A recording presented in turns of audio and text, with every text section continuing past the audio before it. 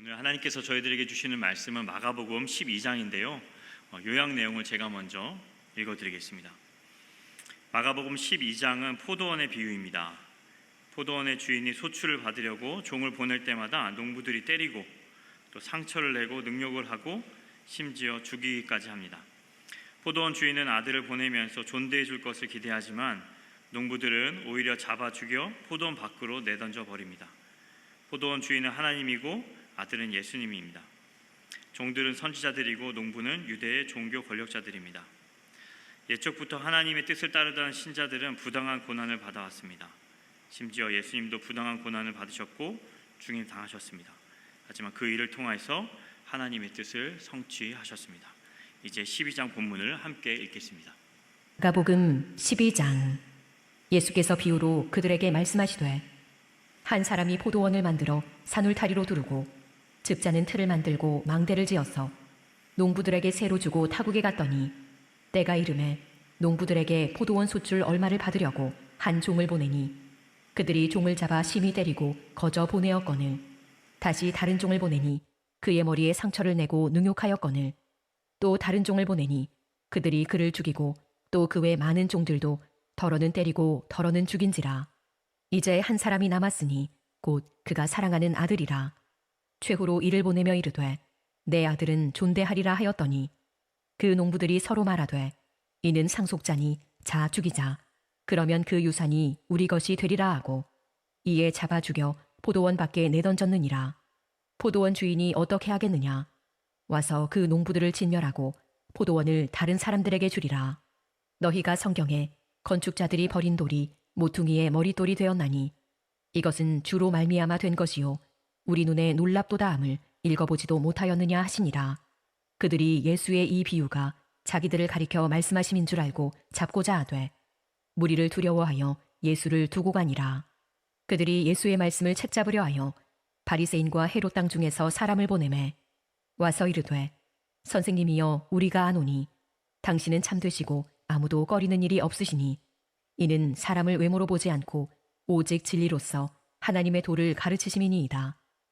가이사에게 세금을 바치는 것이 옳으니이까 옳지 아니하니이까 우리가 바치리이까 말리이까 한데 예수께서 그 외식함을 아시고 이르시되 어찌하여 나를 시험하느냐 데나리온 하나를 가져다가 내게 보이라 하시니 가져왔거늘 예수께서 이르시되 이 형상과 이 글이 누구의 것이냐 이르되 가이사의 것이니이다.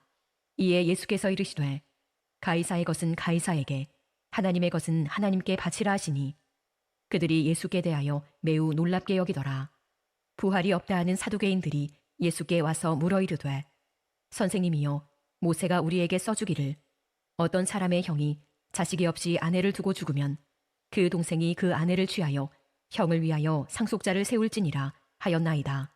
7형제가 있었는데 마지가 아내를 취하였다가 상속자가 없이 죽고 둘째도 그 여자를 취하였다가 상속자가 없이 죽고 셋째도 그렇게 하여 7이 다 상속자가 없었고 최후에 여자도 죽었나이다.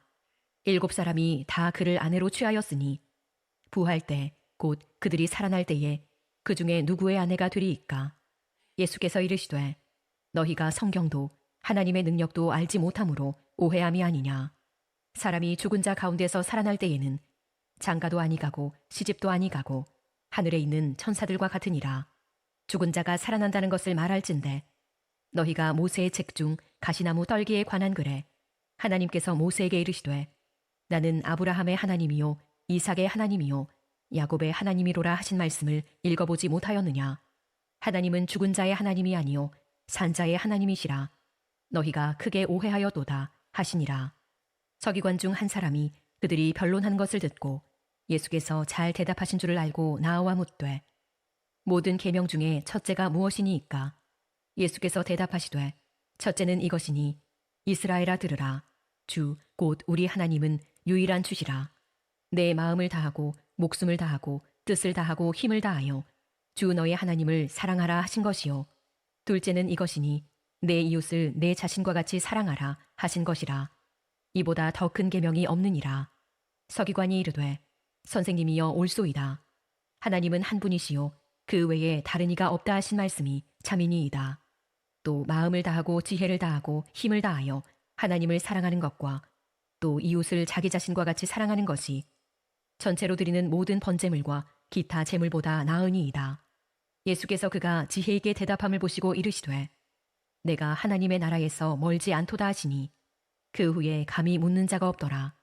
예수께서 성전에서 가르치실세 대답하여 이르시되 어찌하여 서기관들이 그리스도를 다윗의 자손이라 하느냐. 다윗이 성령에 감동되어 친히 말하되 주께서 내 주께 이르시되 내가 내 원수를 내 발 아래에 둘 때까지 내 우편에 앉았으라 하셨도다 하였느니라. 다윗이 그리스도를 주라 하였은즉 어찌 그의 자손이 되겠느냐 하시니 많은 사람들이 즐겁게 듣더라. 예수께서 가르치실 때에 이르시되 긴 옷을 입고 다니는 것과 시장에서 문안받는 것과 회당의 높은 자리와 잔치의 윗자리를 원하는 서기관들을 삼가라. 그들은 과부의 가산을 삼키며 외식으로 길게 기도하는 자니 그 받는 판결이 더욱 중하리라 하시니라. 예수께서 헌금함을 대하여 앉으사 무리가 어떻게 헌금함에 돈 넣는가를 보실세.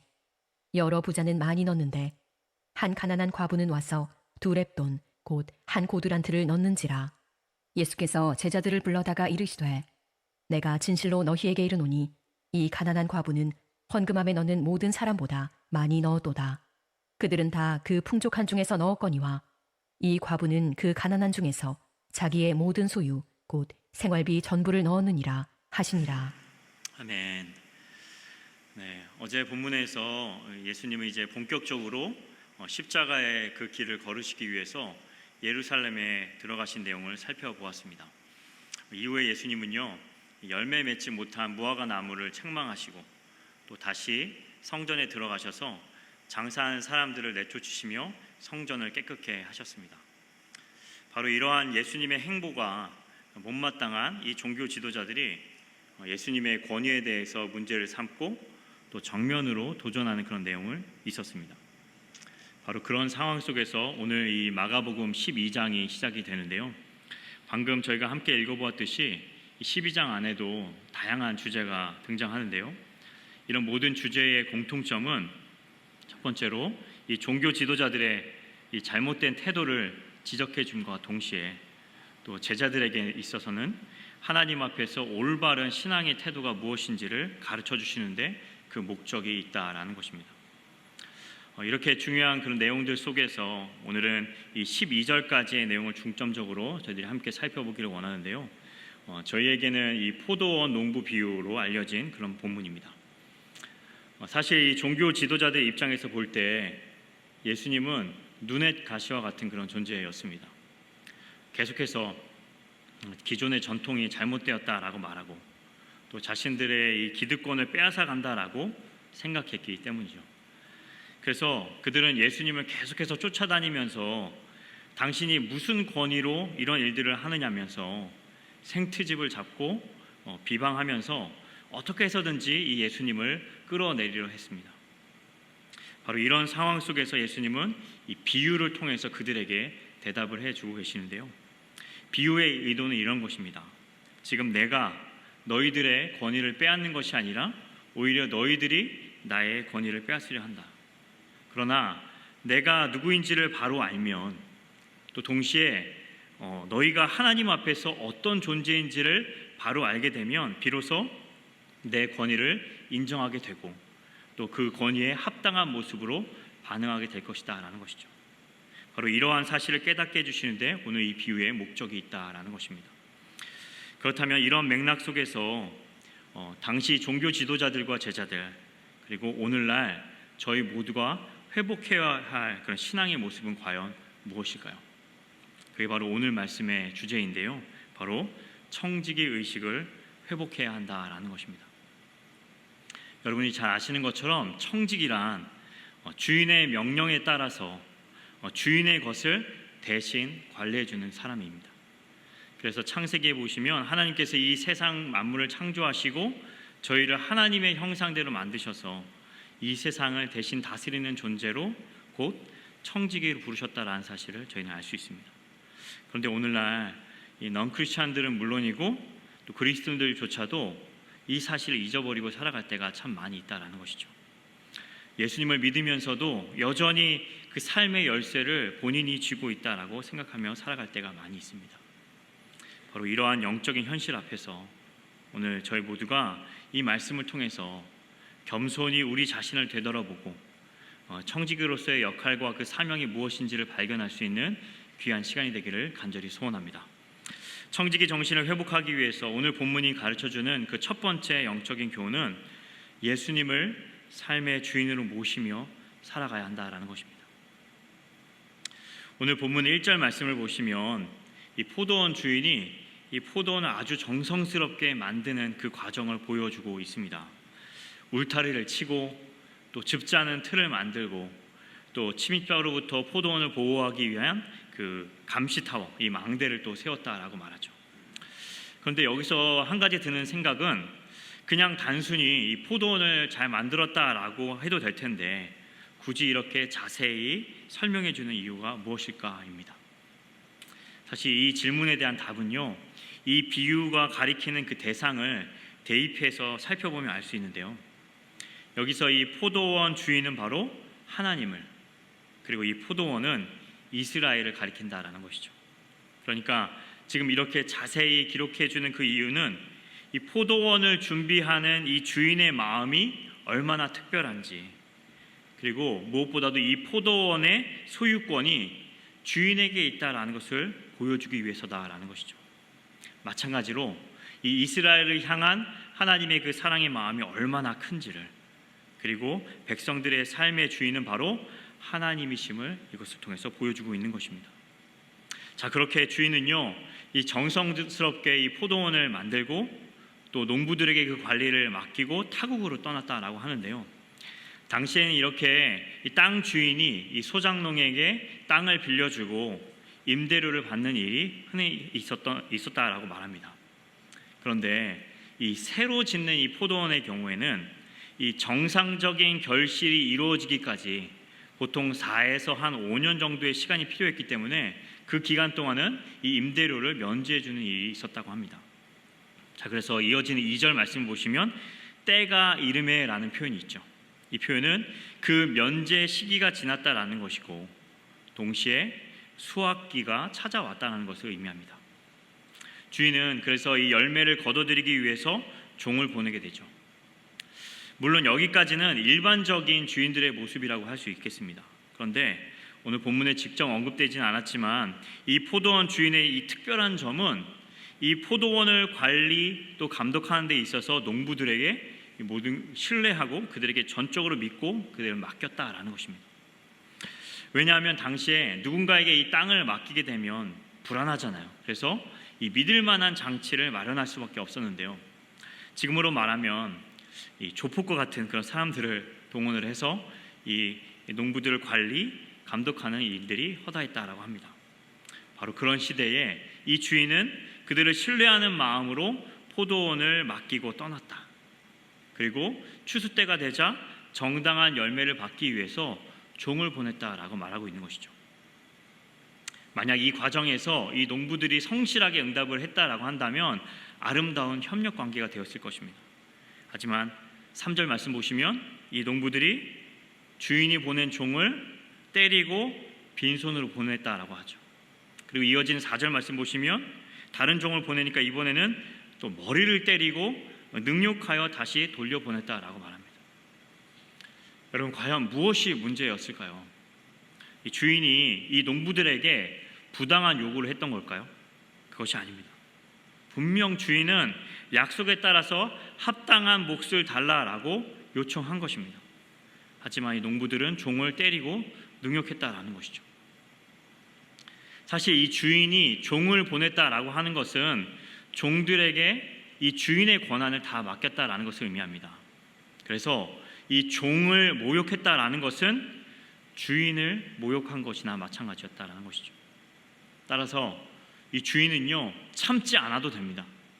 그냥 신고해서 재판에 넘기고 그 농부들을 쫓아내면 그만이었습니다.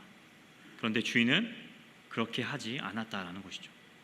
아니, 할 수 없어서가 아니라 일부러 하지 않았다라는 것입니다. 여러분, 그렇다면 왜 그랬을까요? 그것은 바로 그들에게 돌이킬 기회를 주기 위해서였습니다. 자신의 잘못을 스스로 깨닫고 정신 차릴 수 있도록 그들에게 은혜를 베풀기 위함이었다라는 것이죠. 그래서 5절 말씀 보시면 이번에 또 다른 종을 보내게 되죠. 그랬더니 이번에는 그 종을 죽입니다. 심지어 6절을 보시면 주인의 아들마저도 가차없이 죽였다라고 말하죠. 그렇다면 이들이 왜 이렇게 잔인한 일을 저지르게 된 걸까요? 그것은 바로 자기가 주인이 되려는 그 욕망 때문이었습니다. 여러분, 이것을 어떻게 알 수 있을까요? 7절 말씀 우리 함께 읽겠습니다. 그 농부들이 서로 말하되 이는 상속자니 자 죽이자 그러면 그 유산이 우리 것이 되리라 하고. 여러분, 지금 이 한 구절 안에 이 농부들의 속마음이 그대로 다 드러나 있습니다.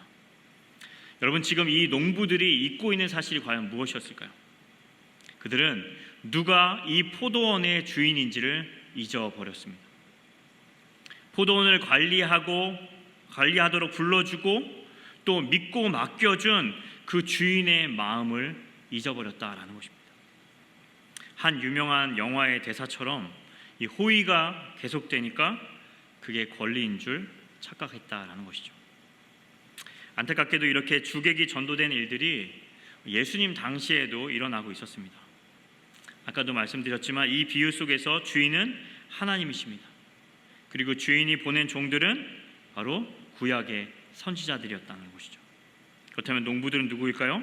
바로 하나님을 경외하지 않는 이스라엘 사람들. 특별히 오늘 이 본문에서 이 예수님을 못마땅해 하고 있는, 그리고 예수님을 대적하고 있는 종교 지도자들을 가리킨다라는 것입니다. 그래서 하나님은 자기 백성 이 이스라엘을 바른 길로 이끄시기 위해서 수많은 선지자들을 보내주셨습니다. 하지만 사람들이 보인 반응은 이 선지자를 거부하고 때리고 모욕했으며, 심지어 최근에는 이 선지자 세례 요한을 죽인 일도 있었고, 또 지금은 어떻게 해요? 이 종교 지도자들이 나서서 예수님을 죽이려 했다라는 것입니다. 여러분, 왜 그랬을까요? 그것은 바로 하나님의 말씀을 떠나서 자기가 왕노릇하려 했기 때문입니다. 그런데요, 이렇게 완악하고 미련한 모습은 당시 종교 지도자들뿐 아니라 오늘날 저희들에게도 얼마든지 일어날 수 있고 어쩌면 지금도 일어나고 있는지도 모릅니다. 아무런 자격 없는 저희들을 불러주셔서 하나님의 백성 삼아주셨고, 또 지금 저희들에게 맡겨주신 이 환경들과 이 겪고 있는 이 모든 상황들이 분명 저희들을 가장 좋은 길로 이끄시기 위한 하나님의 계획임에도 불구하고 그런 하나님의 마음에 무지해서, 그리고 그 뜻을 무시해서 자꾸만 내가 주인이 되려 한다라는 것입니다. 우리가 입술로는 주님이라고 자주 고백하지만 하나님의 뜻과 그 말씀을 거부하는 이중적인 모습으로 살아간다라는 것이죠. 이 열문 교회라고 하는 이 좋은 교회에서 하나님의 말씀을 듣고 배우게 한 것은 악하고 무지한 저희들을 깨우치기 위한 하나님의 엄청난 은혜임에도 불구하고 이 말씀을 항상 나를 향한 말씀으로 받지 못합니다. 열심히 또 듣기는 하지만 그 말씀을 살아내는 데는 특별히 관심을 갖지 못한다라는 것이죠. 여러분, 그렇다면 예수님을 삶의 주인으로 모시려면 과연 어떻게 해야 할까요? 그것은 삶의 모든 순간, 모든 영역 속에서 하나님의 주권을 인정해 드려야 합니다. 그리고 항상 우리에게 주어진 그런 모든 말씀을 나의 말씀으로 받아들여야 한다는 것이죠. 그리고 항상 그 하나님의 말씀에 따라서 하나님이 과연 나의 삶을 통해서 무엇을 더 기뻐하실까, 이것을 질문하며 이것에 초점을 맞추며 살아가야 한다는 것입니다. 여러분, 세상은요, 우리의 감정과 욕망에 따라 사는 것이 지혜라고 말합니다. 그러나 하나님의 나라 백성은 하나님을 주인 삼을 때 비로소 빛이 날 수 있는 것입니다. 삶의 모든 주권을 하나님께 다 내어드릴 때 비로소 하나님의 절대적인 보호와 그 인도하심과 은혜를 경험하게 되는 줄 믿습니다. 아무쪼록 오늘 이 같은 사실을 우리 마음속에 새기며 예수님이 우리의 삶의 진정한 주인 되심을 다시 한번 겸손히 인정하고, 또 실제로 삶의 주권을 주님께 다 온전히 맡겨드리는 저와 우리 귀한 열린문의 성도님 되시기를 주님의 이름으로 간절히 축원합니다. 청지기 정신을 회복하기 위해서 오늘 본문이 가르쳐주는 마지막 두 번째 영적인 교훈은 이 주인 되신 예수님을 위해서 살아가야 한다라는 것입니다. 여러분, 다시 본문이 6절로 돌아가 보면 이 주인이 앞서 보낸 종들이 다 죽임당하니까 마지막으로 자신의 아들을 보냈다라고 말하죠. 솔직히 이 아들을 보낼 때 주인은 과연 어떠한 심정이었을까요? 6절 말씀 보시면 최후로 이를 보내며 이르되 내 아들은 존대하리라 하였더니, 이 아들을 보내면서 무언가 기대하는 주인의 마음을 엿볼 수 있습니다. 하지만 동시에 이 걱정하는 마음도 있었겠죠. 왜냐하면 지금 앞서 보낸 모든 종들을 이들이 다 죽여버렸기 때문입니다. 역시나 7절과 8절 말씀 보시면 그 농부들이 서로 말하되 이는 상속자니 자 죽이자, 그러면 그 유산이 우리의 것이 되리라 하고 이에 잡아 죽여 포도원 밖에 내던졌느니라. 너무나 안타깝지만 결국 아들마저 죽임을 당하게 되었다라고 말합니다. 근데 여러분, 지금 이 상황을 과연 어떻게 바라보시나요? 솔직히 저는요, 이 죽음을 너무나 허무한 죽음처럼 여겨졌습니다. 아니, 한두 번 당한 것도 아니고 어떻게 이 농부들의 이 다음 행동을 예측할 수 없는가? 왜 그 다음 행동을 모를 수 있는가? 어떻게 보면 이 주인이 너무나 미련해 보이고 허술하게 대처한 것 같아서 답답한 마음이 들 수밖에 없었습니다. 그렇다면 여러분, 왜 주인은 그렇게 대처했던 걸까요? 솔직히 이 주인은요, 이 아들을 보낼 때 이 농부들이 아들을 죽일 수 있다라는 사실을 이미 알고 있었는지 모릅니다. 그래서 이 아들을 보낸 이 의도를 조금 더 노골적으로 해석해 본다라고 한다면 죽으라고 보냈다라는 것입니다. 그렇다면 지금 방금 전에 주인이 내 아들은 존대하리라라고 말한 그 이유는 과연 무엇일까요? 그냥 상황 파악을 잘 못한 상태에서 무모한 기대를 했던 걸까요? 그것이 아니라 아들을 잃는 한이 있더라도 그들에게 다시 한번 돌이킬 기회를 주고 싶었다라는 것입니다. 가장 아끼는 그 아들을 내어주면서까지 그들을 다시 얻고 싶은 그 주인의 간절한 바람이었다라는 것입니다. 그러나 그들은 이러한 주인의 마음을 알지 못했습니다. 아니, 솔직히 알고 싶지 않았습니다. 자기들의 욕망인 이 포도원을 차지하는 데 있어서 이 아들은 최대의 걸림돌이었기 때문입니다. 그래서 끝내 아들도 죽여서 포도원 밖에 버렸다라고 말하죠. 사실 이 내용은 잘 아시는 것처럼 예수님이 앞으로 어떻게 죽임당하게 될 것인지를 미리 보여주신 사건입니다. 자, 그렇다면 이러한 상황 속에서 과연 이 포도원 주인은 어떻게 반응했을까요? 우리 9절 말씀을 함께 한 목소리로 읽겠습니다. 포도원 주인이 어떻게 하겠느냐? 와서 그 농부들을 진멸하고 포도원을 다른 사람들에게 주리라. 그렇게 계속해서 주인의 이 은혜를 뿌리친 결말은 바로 진멸당하는 것이었습니다.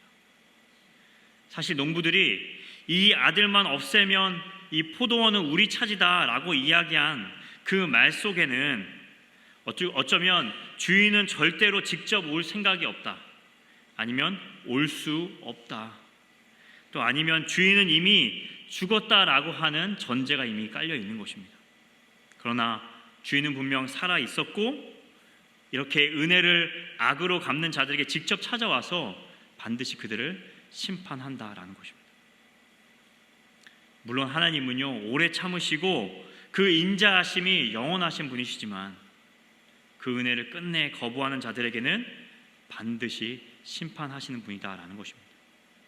그런데 여기서 주목할 점은 주인 입장에서 더 이상 농부들을 믿고 맡길 수 없으니 이제 어떻게 보면 본인이 직접 경영하겠다라고 하지 않고 어떻게 해요? 이 말씀 보면 포도원을 다른 사람에게 또 맡겼다라고 말하고 있다는 것이죠. 아니, 그렇게 속고 또 당했음에도 불구하고 심지어 아들까지 잃어버린 그 상황에서 또다시 다른 사람에게 이 포도원을 맡긴다라는 점이 역시나 또 이 미련한 주인의 모습처럼 보여질 수밖에 없습니다. 그러나 이 모습을 통해서 분명 깨닫게 해주시는 부분이 있다라는 것이죠. 것은 우리가 아무리 실패한다 할지라도 하나님은 끝까지 우리에게 자신의 일을 맡겨주신다라는 것입니다. 솔직히요, 여러분, 하나님은 우리의 도움이 필요한 분이 아니십니다. 포도원의 이 소출을 받지 않으셔도 되는 분이고요, 얼마든지 혼자서도 이 포도원을 일구어 가실 수 있는 그런 분이십니다. 그럼에도 불구하고 굳이 이 위험 부담을 안고 굳이 정말로 말 안 듣는 우리를 계속해서 사용하신다라는 것은 하나님의 은혜가 얼마나 크고 놀라운지를 보여주는 것 아닐까요? 동시에 하나님께서 항상 저희들과 함께 일하기를 기뻐하신다. 그리고 하나님께서 부족한 저희들을 통해서 분명히 이루시고자 하는 바가 있다라는 사실을 저에게 보여준다라는 것입니다. 여러분, 이러한 사실을 오늘 본문 9절 말씀에서도 확인할 수 있는데요, 여러분, 앞에서 살펴본 1절에서는 농부들에게 이 포도원을 새로 주었다, 즉 이 빌려준 개념이었다라고 한다면, 여기 이 9절 말씀 보시면 아예 포도원을 넘겨준다라는 표현을 사용하고 있다라는 점입니다. 무엇인가요? 이제는 새로운 관계, 그리고 새로운 대상을 사용하셔서 새로운 하나님 나라 공동체를 세워가시겠다라는 것입니다. 그리고 바로 그 일을 위해서 저희들을 부르고 계시고 저희 각자에게 사명을 맡겨주시는 줄 믿습니다. 그러므로 저희는 이 주인 되신 예수님을 위해서 살아가는 것이 마땅하다라는 것이죠. 자, 그렇다면 어떻게 우리가 예수님을 위한 그 삶을 살아갈 수 있을까요? 그 비결이 바로 10절과 11절 말씀에 나오는데요, 우리 한 목소리로 그 두 구절 함께 읽겠습니다. 너희가 성경의 건축자들이 버린 돌이 모퉁이의 머릿돌이 되었나니 이것은 주로 말미암아 된 것이요 우리 눈에 놀랍도다 함을 읽어보지도 못하였느냐 하시니라. 여러분, 예수님은요 사람들에 의해서 곧 죽임을 당하게 됩니다. 그래서 이 세상 사람들에게 있어서 예수님은 그야말로 아무런 쓸모없는 버려진 돌에 불과하다라는 것이죠. 무능력과 미련함의 상징이라고 말할 수 있을 것입니다. 그래서 12절 말씀 보시면 분명 이 비유가 자기들을 가리켜 한 말인 줄 알았음에도 불구하고 그들은 회개하기는커녕 자기에게 그냥 계속해서 듣기 싫은 소리만 하는 이 예수님을 잡아 제거하려고만 했다라는 것이죠. 그리고 자기들의 밥줄이라고 여기는 이 무리들을 다 잃어버리게 될까봐 그들을 두려워했다라고 말합니다. 정작 경외해야 할 대상인 이 하나님은 무시하고 이 사람들의 시선과 그 평가에 연연하는 어리석은 모습을 보여주고 있다라는 것입니다. 그러나 하나님은 그들이 말하는 이 미련하기 짝이 없는 예수님을 통해서, 그리고 이 십자가의 죽음이라고 하는 이 세상의 기준으로는 가장 미련한 방법을 통하여서 그분을 모퉁이의 머릿돌이 되게 해주셨습니다. 즉 가장 중요하고 핵심이 되는 진리 그 자체로 또 유일한 이 구원의 통로가 되게 해주신 줄 믿습니다. 그러므로 우리가 이러한 예수님을 믿고 따르는 것은 선택이 아니라 우리의 삶의 이유와 목적, 그리고 우리의 유일한 사명으로 삼아야 하는 줄 믿습니다. 여러분, 세상은요 계속해서 예수님이 필요 없다 말하고 또 예수님을 믿는 사람들을 미련하다라고 여길 것입니다. 항상 우리 자신이 중심이 되어야 한다고, 그래서 내 감정, 내 쾌락, 그리고 내 생각이 이끄는 대로 사는 것이 진짜 행복이라고 말하며 내가 진리인 삶을 살아가게 됩니다. 또한 이 성경의 기준에 따라 사는 것, 또 항상 이 모든 일을 결정함에 있어서 특별히 나의 시간과 그 물질 또 재능을 주님 기뻐하시는 일에 사용하는 것을 그냥 시간 낭비라고 무시하고 때로는 예수님을 믿는다라는 이유로 불이익을 주고 핍박을 우리에게 가할지도 모릅니다. 그리고 사단은 계속해서 우리 내면에 침투하여서 우리 안에 비교의식을 일으켜서 쉽게 낙심하게 하고 또 주를 위한 일은 다 허무하게 끝날 수밖에 없다라고 우리를 부추길 것입니다. 그러나 그럴 때마다 오늘 말씀, 이 건축자들이 버린 돌을 모퉁이의 머릿돌이 되게 하신 하나님, 가장 연약하고 미련한 방법을 통하여서 가장 놀라운 이 구원의 역사를 이뤄내신 그 하나님을 기억하며 살아갈 수 있게 되기를 간절히 소원합니다. 아무쪼록 여러분 그 어떠한 유혹과 시험 앞에서도 여러분 위축되거나 흔들리지 마시고 끝까지 이 예수님만을 기준 삼고 살아갈 수 있기를 간절히 소원합니다.